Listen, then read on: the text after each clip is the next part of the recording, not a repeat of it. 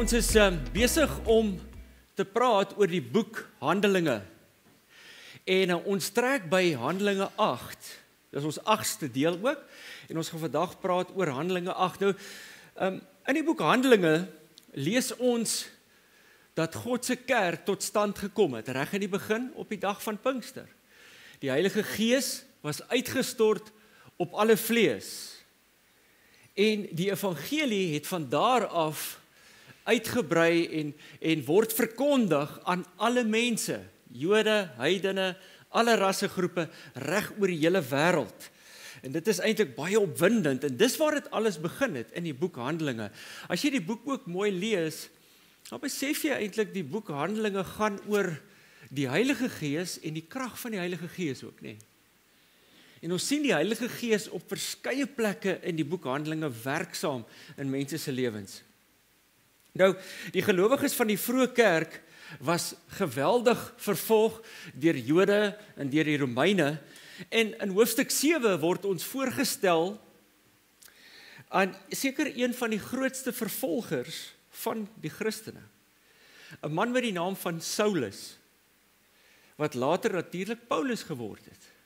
Ons almal weet, voor hy Paulus geword het, het hy die Christene vervolg. Hy was 'n ywerige jong Jood, wat deel was van die Fariseërs, 'n topstudent, 'n goeie presteerder, een van die beste studente wat hulle nog ooit gehad het, 'n jong man wat gestaan het vir Judaïsme, vir die wet. En hy was 'n aanhanger van al die gebruike wat die Fariseërs voorgestaan het en wat die Fariseërs toegeskryf het aan al die gelowiges, of al die Jode, ortodokse Jode, nie die gelowiges nie, en hy het dit pligsgetrou gevolg, ywerig gewees oor dit, heeltemal mislei natuurlik en verblind vir die waarheid, maar in sy jong dae het hy Christene vervolg en was hy 'n voorstander van Judaïsme. Nou, volgens die Jode was Christendom as 'n sekte beskou. En 'n groot bedreiging vir Judaïsme gewees. Daarom het Saulus dit sy missie gemaak om dit wortel en tak uit te pluk, dit te vernietig. Dit was sy missie in die begin. En in hoofstuk 7, ons het verlede week daarna gekyk, het ons gesien dat Saulus bygestaan het toe hulle vir Stefanus gestenig het. Nou julle almal weet seker ook dat Stefanus die eerste martelaar was van die gelowiges in die vroeë kerk. En Saulus het bygestaan toe hulle Stefanus met klippe doodgegooi het. Dit het sy goedkeuring weggedra. Hy het dit inteendeel aangemoedig. En hulle het die ouens wat vir Stefanus gestenig het hulle klere by Saulus op daardie stadium sy voete neergesit. En die manier waarop Stefanus gereageer het toe hy gestenig was iets wat altyd by Saulus gebly het. Hy kon dit nie ontsnap nie, hy kon dit nie afskud nie. En dit het later die agtergrond gevorm van sy bekering. Daai het 'n indruk op hom gemaak. Toe Jesus vir Saulus geroep het, toe hy op pad was na Damaskus toe, lees ons daar in Handelinge 9 vers 5, het hy vir Jesus gevra, of die persoon aan wie hom verskyn het, wie is u, Here? Want Jesus het letterlik aan Paulus verskyn, aan Saulus, wie is u, Here? En die Here antwoord, ek is Jesus wat jy vervolg, en dis hard vir jou om teen die prikkels te skop. Dis hard vir jou. So ons kan aflei daaruit, vir 'n geruime tyd was die Heilige Gees besig om in Saulus se lewe te werk. Aanhoudend. En ek weet nie of jy van julle is wat iemand ken, dalk 'n vriend of 'n vriendin of iemand in jou familie, wat jy aanhoudend voorbid, wat nie Jesus ken nie. Weet jy of daar van julle is nie? Wat ons die Here vertrou vir hulle bekering of hulle wedergeboorte. En het jy nie al gevoel, ek weet daarom nie, of dit ooit gaan gebeur, hierdie persoon, of hulle ooit by Jesus gaan uitkom nie. Maar ouens, as die Here Saulus se lewe kon omdraai, wat Christene vervolg en laat doodmaak het, kan hy jou vriend of vriendin se lewe ook omdraai. En die Here het dit op 'n bonatuurlike wyse gedoen. Jy sien, Stefanus se dood was een van daardie prikkels wat Jesus van gepraat het. Want toe Saulus bygestaan het terwyl hom gestenig het hy alles gesien wat gebeur het. Hy het gesien hoe die heerlikheid van God op Stefanus gekom het. En hoe Stefanus vertel het vir hierdie ortodokse Jode, al hierdie klomp fariseërs, hy het vir hulle gesê, julle klomp hardnekkiges, julle voorvaders het ook die profete, soos wat julle met Jesus gemaak het, doodgemaak. Josef was deur God geroep om die volk te lei, julle het hom verwerp. Sy broers het hom verkoop as 'n slaaf. Moses het julle aanvanklik nie aanvaar nie. Moses het julle weerstaan en God het hom geroep om die volk uit te lei. Net so nou verwerp julle vir Jesus. En Saulus op daai stadium het hierdie wonderlike boodskap gehoor. Dit het 'n indruk gemaak op. Dit was daai prikkels, aanhoudend. Ek weet in Handelinge 4 vers 11 het Petrus gesê, hy het van Jesus gepraat. Hy sê hy is die steen wat deur julle die bouers verag is, wat 'n hoeksteen geword het. En dit was so. Saulus het op 'n stadium hierdie hoeksteen, Jesus Christus, verwerp en verag. Maar prys die Here, ouens.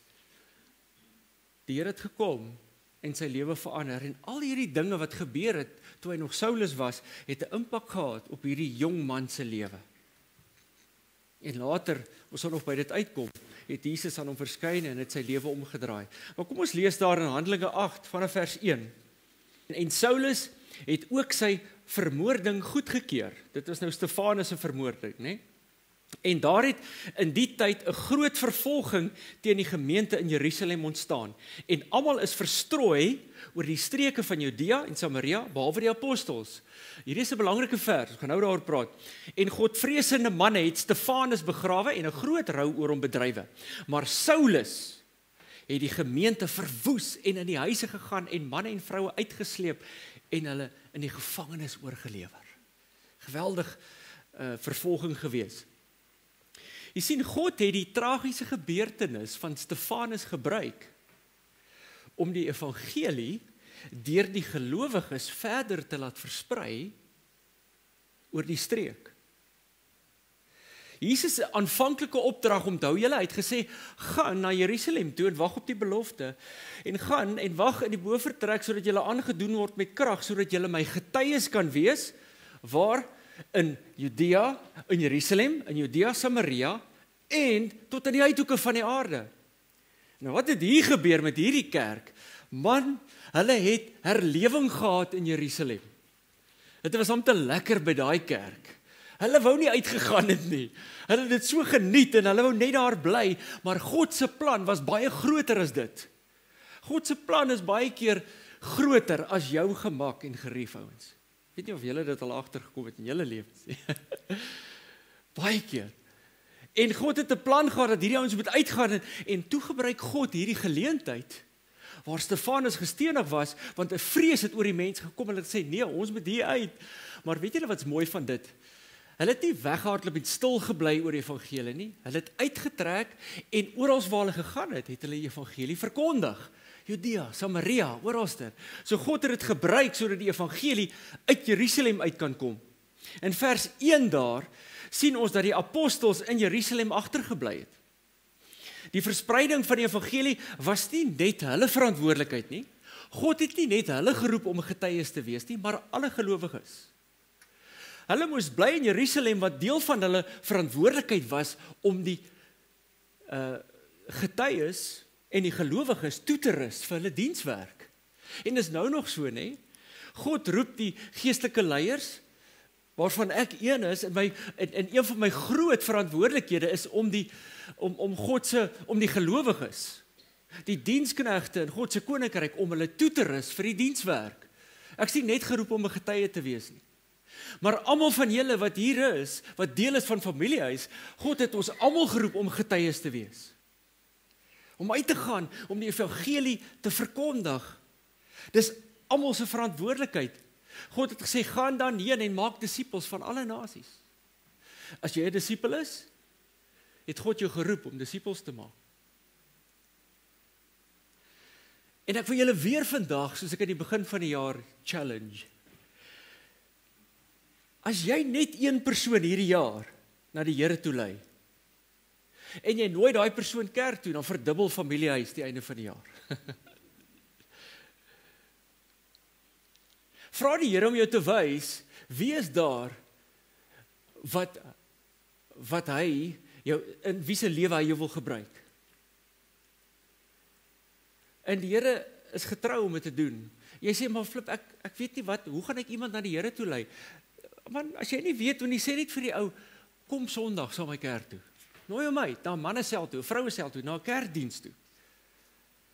Maar as jy eenvoudig, vra die Here om jou te lei en jou oë oop te maak, sodat jou lewe nie net op jou gefokus is nie, maar op 'n wêreld wat besig is om verlore te gaan.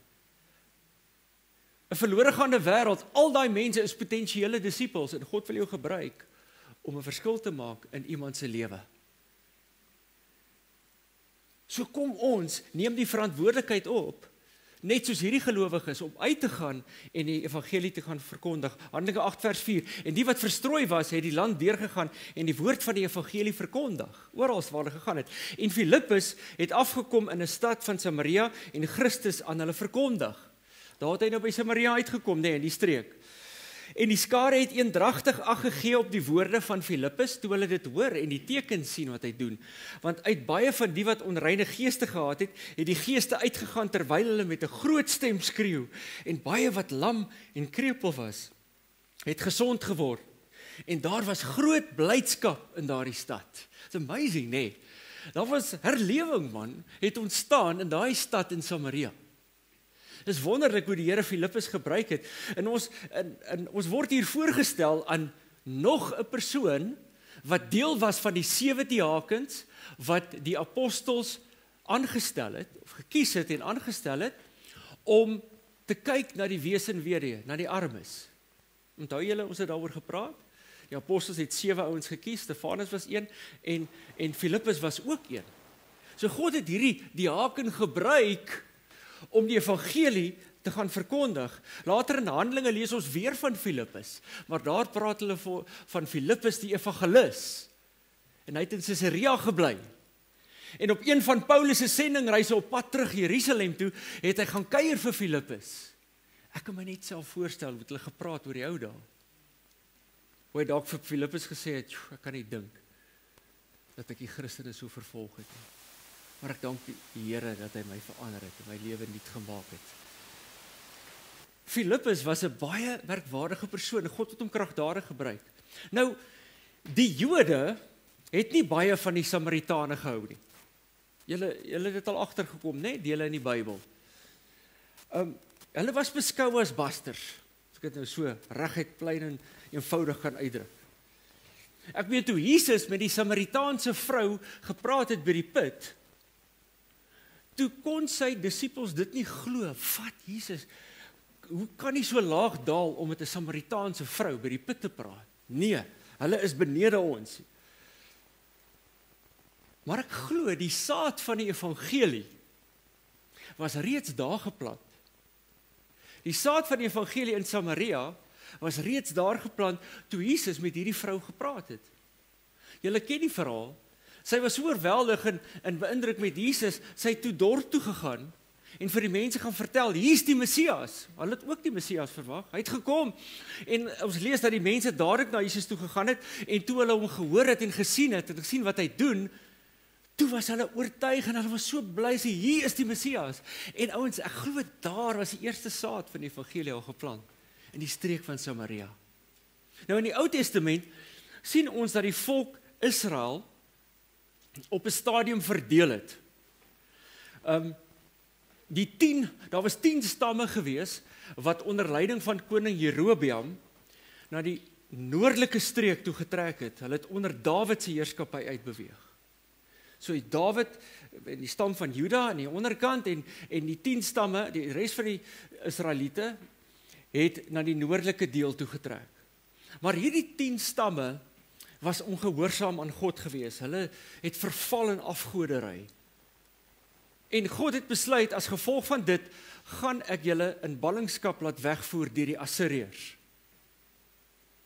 En hierdie Assiriërs, deel van hulle taktiek was, wanneer hulle 'n volk wegneem in ballingskap, sal hulle van die mense in die streek los, om daar te bly. In hierdie geval was dit Efraim en Manasse, die twee stamme. Maar dan stuur hulle Assiriërs om te kom woon onder die mense. Dit was 'n manier om hulle te stroop van hulle patriotisme. En die doel is dat hulle vermeng met mekaar, en dit het ook so gebeur. Baie van die Jode het getrou met hierdie Assiriërs, en hulle het verval in allerlei afgoderry, en daar het 'n vermenging plaasgevind, en dit is hoe die Samaritane ontstaan het. 'n Vermenging van Jode met Assiriërs, of Israeliete met Assiriërs.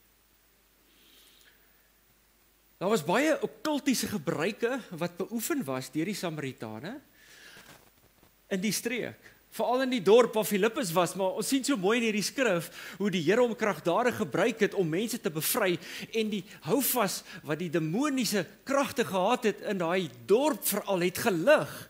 Die krag van die Heilige Gees het Samaria getref en baie tot inkeer gekom. Loof die Here. En God het Filippus kragtadig gebruik. Handelinge 8 vers 9. En 'n sekere man met die naam van Simon het van tevore in die stad met towery omgegaan en die bevolking van Samaria verbuister deur te sê dat hy iets besonders was. En almal klein en groot het hom aangehang en gesê, hy is die groot krag van God. En hulle het hom aangehang, omdat hy hulle 'n geruime tyd deur sy towery verbuister het. Maar toe hulle Filippus geglo het, wat die evangelie aangaande die koninkryk van God en die naam van Jesus Christus verkondig het, is hulle gedoop, manne sowel as vroue. En Simon het ook self gelowig geword. Die towenaar, Simon. Hy het 'n gelowige geword, en nadat hy gedoop was, gedurig by Filippus gebly, en hy was verbaas toe hy die tekens en groot kragte sien gebeur. Sien, hierdie Simon was vasgevang in die okkulte. Hy het bonatuurlike booshede en werke beoefen, en mense mislei met sy toordery. En die mense het gedink, wow, hierdie ou moet van God af kom as hy hierdie goed doen. Ons nie alle geestelike goed wat plaasvind, bonatuurlike dinge is van God af nie. Dis kom die Bybel sê, toets die gees. Toets dit, en hierdie ou was betrokke in boosheid, en die mense was beïndruk daardeur. Hy het aansien van die mense geniet, hy het baie bekend geword.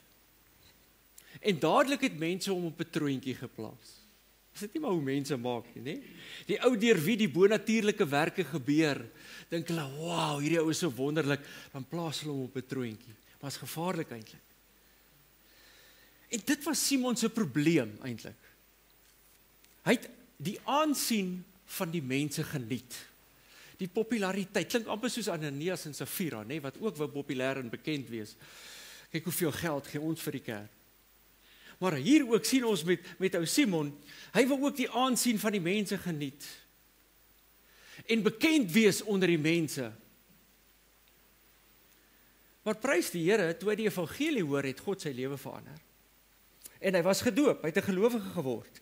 En die Bybel sê hy het gedurig by Filippus gebly, en die wonders en tekens wat God deur Filippus gedoen het, dink ek, het hom geweldig gefascineer. Was een van die dinge wat hy nou baie beïndruk mee was, nee, want hy het dit self gedoen in sy BC daar, en nou sê hy kind van die Here, en nou sien hy hierdie wonderwerke wat plaasvind in Jesus se naam, en hy was gefascineerd met dit. Maar hy moes ook versigtig gewees het vir die slaggat, Handelinge 8 vers 14, en toe die apostels in Jerusalem hoor dat Samaria die woord van God aangeneem het, het hulle Petrus en Johannes na hulle gestuur. So nou hoor hulle in Jerusalem, hier's herlewing in hierdie dorp. En ons het hulp nodig. En toe het Petrus en Johannes ook na Samaria gegaan. Hulle het afgekom en vir hulle gebid, dat hulle die Heilige Gees mag ontvang, want hy het toe nog op niemand van hulle geval nie, maar hulle was gedoop in die naam van die Here Jesus, en hulle het toe die hande opgelê, en hulle het die Heilige Gees ontvang. Al hierdie gelowiges. Nou, ek wil net dit noem, ons het al daaroor gepraat. Die doping en salwing van die Heilige Gees is 'n aparte gebeurtenis as wedergeboorte. Wanneer ons wedergebore word, ontvang ons die Heilige Gees. Paulus praat daarvan, hy sê ons is 'n tempel van die Heilige Gees. Jesus het geblaas oor die disippels, toe ontvang hulle die Heilige Gees, toe sê hy daarna vir hulle, gaan wag in Jerusalem, sodat julle gedoop kan word met die Heilige Gees om krag te ontvang. Dis twee aparte gebeurtenisse, maar as ons hierdie verse lees, dan lyk dit vir my, dis een gebeurtenis, maar kom ek verduidelik. Sien, die disippels het hier gekom, En hulle het gebid dat hierdie ouens gedoop word met die Heilige Gees. Nie noodwendig die Heilige Gees ontvang nie. As ons gaan kyk na die Griekse vertaling van vers 15 en 17, dan besef ons dis nie so akkuraat vertaal nie. Sien, as daar in Grieks nie 'n bepaalde lidwoord voor die selfstandige naamwoord is nie, dan word die klem op die kwalitatiewe aspek geplaas van daardie selfstandige naamwoord. As daar nie 'n bepaalde lidwoord voor die Heilige Gees geplaas word nie, verwys dit na die Heilige Gees se eienskappe en nie na die Heilige Gees as persoon nie, maar na die eienskappe. Dit verwys na wat die Heilige Gees doen, sy attribute en kwaliteite. En daar in vers 15 en 17, as ons kyk na die oorspronklike vertaling in die Grieks, is daar nie 'n bepaalde lidwoord voor die woorde die Heilige Gees nie. Dit was later bygevoeg. So Petrus en Johannes, toe hulle vir hulle gebid het hulle eintlik gebid vir hulle dat hulle die salwing van die Heilige Gees ontvang. Die eienskappe en die attribute van die Heilige Gees ontvang, wat eintlik maar die gawes van die Gees is. Dis wat daar gebeur het. En dis hoekom hulle daarop aangedring het om vir hulle te bid. Julle is gelowiges, ons weet julle die Heilige Gees, maar kom hier, ons wil julle bid ook dat julle die dooping en salwing van die Heilige Gees kan ontvang. En hulle toe vir hulle gebid. Vers 18. En toe Simon sien dat deur die handoplegging van die apostels die Heilige Gees gegee word, het hy hulle geld aangebied. Nie glo. En het gesê, gee aan my ook hierdie mag, sodat elkeen wat ek die hande op lê, die Heilige Gees kan ontvang. Maar Petrus sê vir hom, mag jou geld saam met jou vergaan, omdat jy gedink het om die gawe van God deur geld te verkry. Jy het geen deel of lot in hierdie saak nie, want jou hart is nie reg voor God nie. Bekeer jou dan van hierdie boosheid van jou, en bid God, of die gedagte van jou hart jou miskien vergewe mag word. Want ek sien dat jy in 'n gal van bitterheid en bande van ongeregtigheid is. Daar was 'n wortel gewees van Simon se probleem. En die Here het hom vrygemaak, maar wat was dit gewees? Jy sien, Petrus het reg deur Simon gesien. En die gawe van onderskeiding het gewerk deur Petrus, en hy het gesien dat hierdie ou die wonders en tekens soek vir die verkeerde redes. Hy soek die wonders en tekens moet deur hom werk net sodat hy bekendheid kan verwerf. Aansien in die oë van die mense kan hê. So sy motief was verkeerd, dit was selfsug, is dit nie so nie? Hy was selfsugtig geweest. Hy het gedink, wel, as ek hierdie wonderlike goed doen, dan gaan ek bekendheid verwerf en dan gaan ek goed voel oor myself, ek gaan aanvaarding kry en ek gaan gevalidate word deur dit alles. En dit is 'n verkeerde motief. 'n Verskuilde agenda wat Simon gehad het en Petrus het reg deur dit gesien, maar dit moes reggestel word. Jy sien, die Samaritane, waarvan Simon ook een was nie Assiriërs of Jode nie. Hulle was 'n gemengde ras. Hulle het nêrens ingepas nie. Die samelewing het hulle nie gesien as 'n spesifieke ras nie. En daarom het dit veroorsaak dat hulle soms verwerp gevoel het, nie aanvaar gevoel het nie. Jy sien, en Simon, wat gebeur het toe, hy het gedink, hy gaan sy identiteit in die gawes vind. Min het hy geweet, hy gaan sy ware identiteit alleen in die gewer van die gawes vind, Jesus Christus. Alleen in hom sal hy sy ware identiteit vind. Sien, die Samaritane was 'n gemengde ras, en hulle was verwerp deur die samelewing. Hulle het nêrens ingepas nie. En dit het veroorsaak dat baie van hulle bitterheid in hulle harte gekoester het. Bitterheid. Hoekom het ek nie wat jy het nie? Hoekom word ek nie aanvaar deur die samelewing nie? En bitterheid is 'n probleem in baie van ons lewens. En dit moet uitgeroei word. Ons moet ontslaa raak van dit, want dis 'n struikelblok in ons lewens. En ek sluit af hiermee. Ek gaan net so 'n paar dinge noem wat oorsake is van bitterheid. Die eerste een is afguns en jaloesie oor wat ander het en jy nie het nie. Hoekom het hy die werk gekry en ek nie? Hoekom het daai ou so 'n mooi huis en ek nie? Hoekom het hy soveel geld en ek nie? Hoekom het sy die beurs gekry en ek het nie die beurs gekry nie? Daar was bitterheid in Simon se hart oor iets wat hy nie gehad het nie. Dit was die wortel van sy probleem. Teleurstellings in die lewe veroorsaak ook bitterheid, is dit nie so nie? En ons moet versigtig wees, ons moet dit hanteer, en deur dit werk. As iemand jou verwerp en verraai, kan dit bitterheid veroorsaak. Onthou julle die verhaal van Esau en Jakob? Net toe Jakob sy oudste broer verraai, deur voor te gee, hy is die oudste, en toe seun Isak hom eerder, en plaas dat hy vir Esau seën. Toe draai hy mos die velletjie van die dier om sy gewrigte, en toe dink sy pa, wat nie mooi kon sien nie, ek seën nou vir Esau, maar eintlik het hy vir Jakob geseën. En Esau was baie bitter oor dit gewees. Daar was 'n bitterheid in sy hart. En dit kan gebeur. En ons moet versigtig wees daaroor. Swaar kry en ellende van die lewe kan bitterheid in 'n hart koester, né? Ons ken almal Job se verhaal. Prys die Here het hom herstel, maar daar was 'n tyd waar sy hart gevul was met bitterheid vir die swaar kry in sy lewe.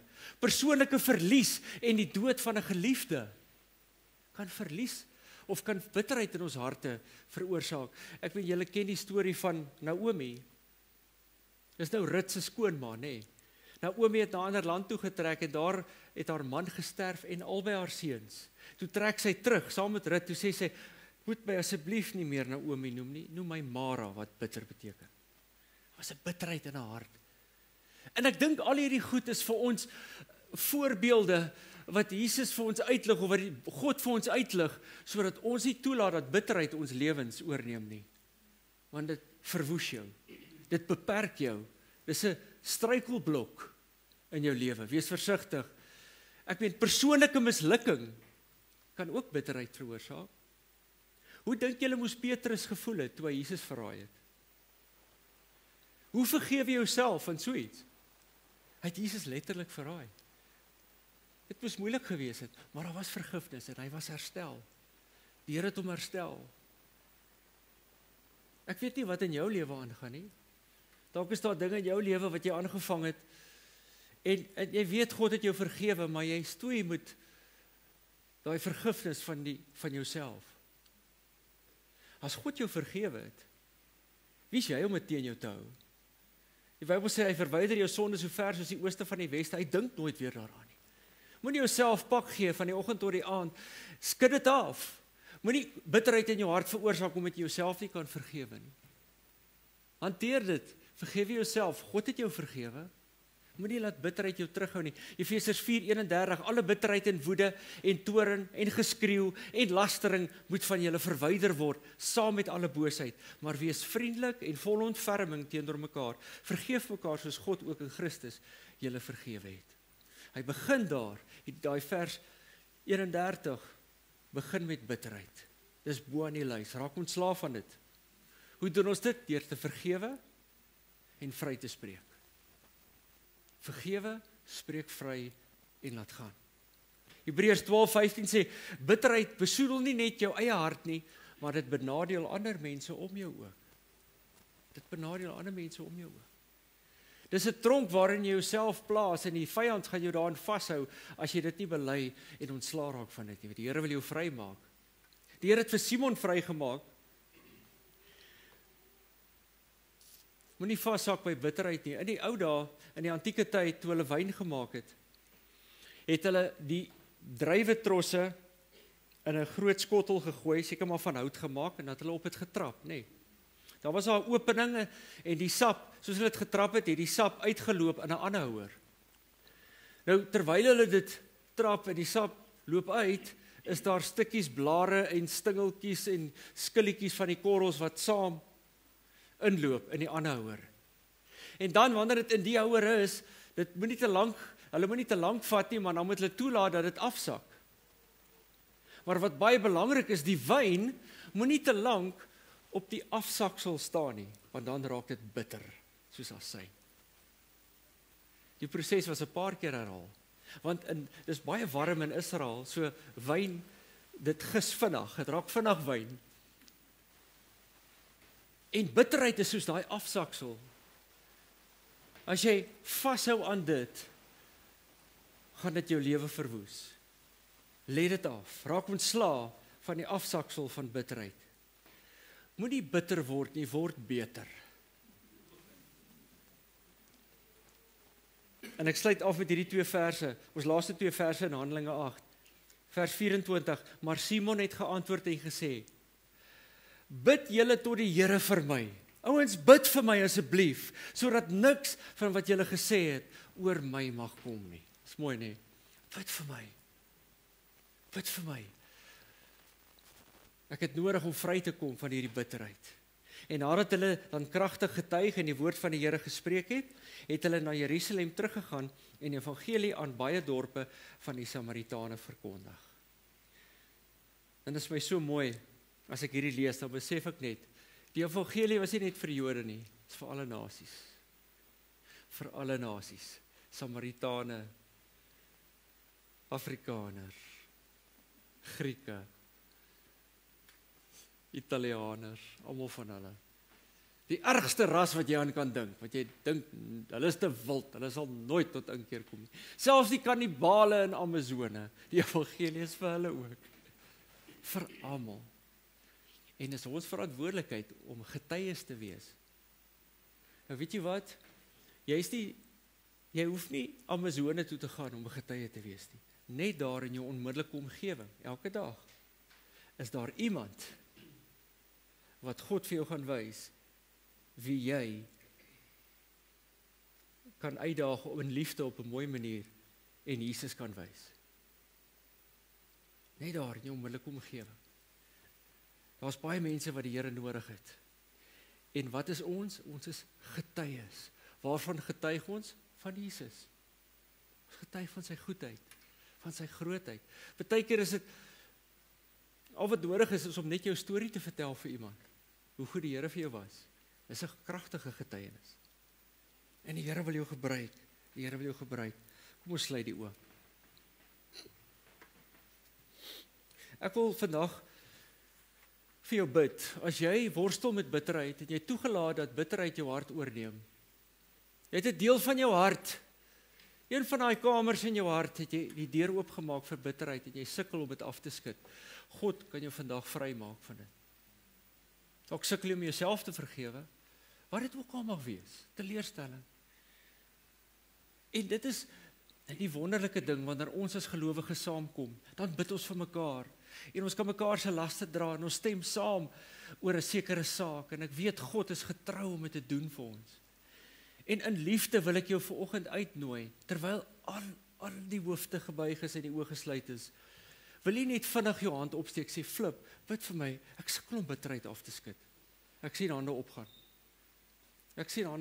Dis nie 'n skande nie, ons almal het in ons lewens al een of ander tyd, moes ons werk aan dit. En soms is dit 'n proses, dit gebeur nie oornag nie. Maar die Here sien jou uitroep na hom toe vandag. En hy wil jou vrymaak vandag. Hy wil jou losmaak vandag van dit. Gee dit vir hom. Gee daai persoon wat jou te nagekom het vir God vandag. En seën hulle. Deur die persoon vir God te gee, keer jy nie goed wat hulle gedoen het nie. Glad nie. Jy hoef ook nie weer hulle ten volle te vertrou nie. Glad nie. Al wat jy doen is sê, Here, ek ontneem myself die reg om wraak te neem, om daai persoon tot te na te kom. Ek gee die persoon vir u, hanteer u daai persoon, ek spreek hulle vry, seën hulle. Ek vergewe hulle.